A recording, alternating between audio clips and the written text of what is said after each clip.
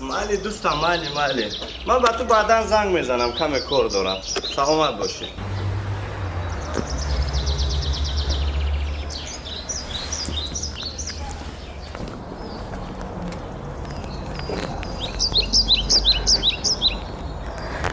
پسرم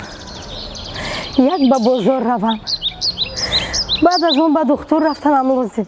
برای چی شد با شما؟ از نظارت دکتر گذرم پسرم دلم درد کرده ایستاده است مادر وقتی با شما رفتن رو ندارم خودتون روید با کجای خواهید